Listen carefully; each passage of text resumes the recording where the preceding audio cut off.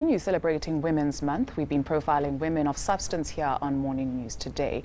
And today we're talking to Tanyas, the CEO of the Southern African Venture Capital and Private Equity Association. She's got a great story to tell about her climb up the ladder. And in our Cape Town studios, we have Dr. Audrey Verhaeghe, Chairperson of the SA Innovation Summit, who recently won the Women in Leadership Award handed out by the Gauteng Premier. Ladies, a very good morning to you and happy Women's Month. Good morning. Dr. Audrey, let me start with you and let's talk about the space of science and technology as well as innovation and where women are concerned in that space. Is it a space that's created for women to thrive?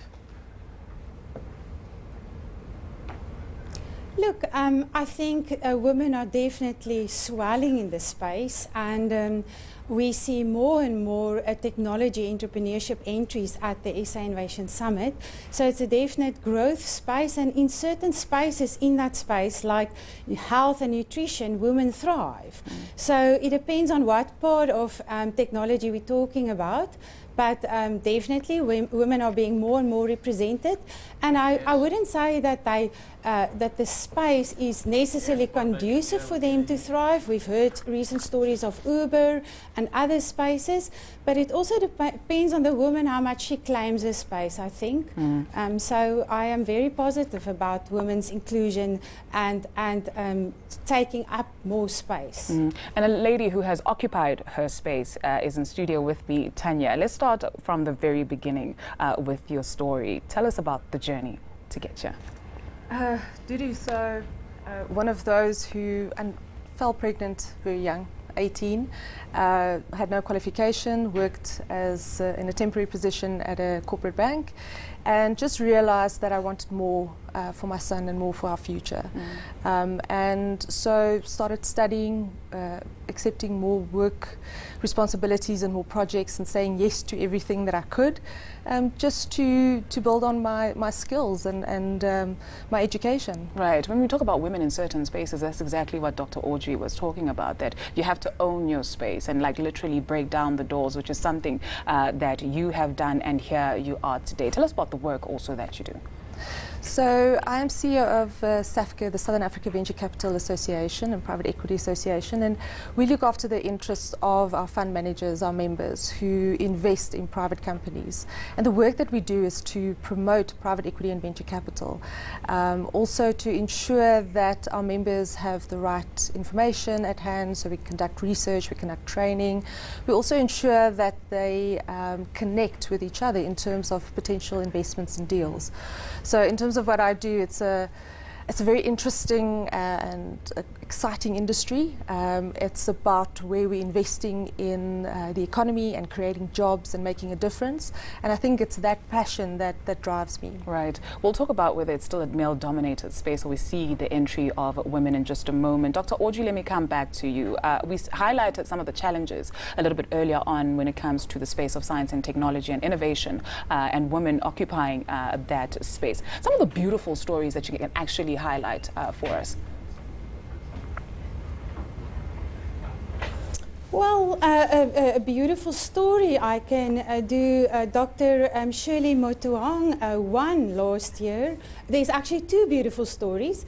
Our FemBioBiz is for female entrepreneurs across SADC competition at the summit, and our winner was a lady, a doctor from Tshwane University in Pretoria that won for her work in cartilage and medical science. So that is a story, and I know her story is unfolding. She just won the Women Inspiring Women 50 award from the Dutch embassy yesterday, to be sure.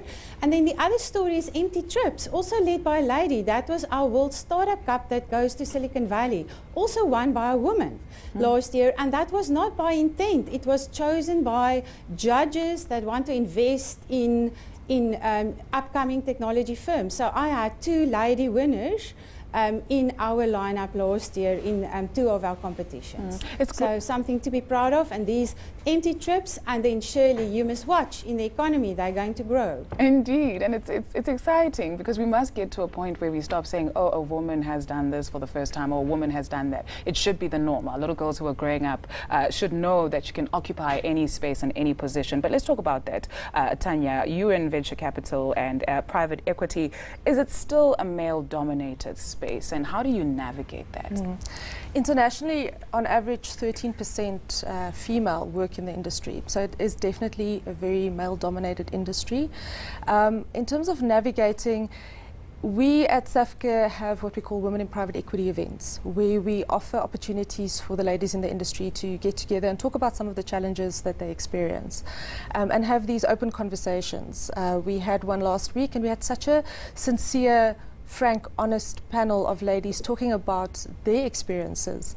And it's right, it's about owning your femininity in the workplace, bringing your unique value, and just, celebrating who you are, and not being stuck in the rut of saying, well, I'm in a male-dominated environment. It's about what value and uniqueness can I bring that no one else can bring. Right. In closing up the conversation, Dr. Audrey, and in relation to what Tanya is saying, how do we attract more women and young girls into the science and technology space?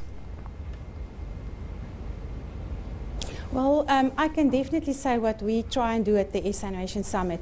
I think the more you make panels and people who make decisions, whether people will be accepted or be invested in, male-dominated, you'll get more of a male outcome. So make sure that your panels of selection consist of equal females and males. I think that is a very important thing.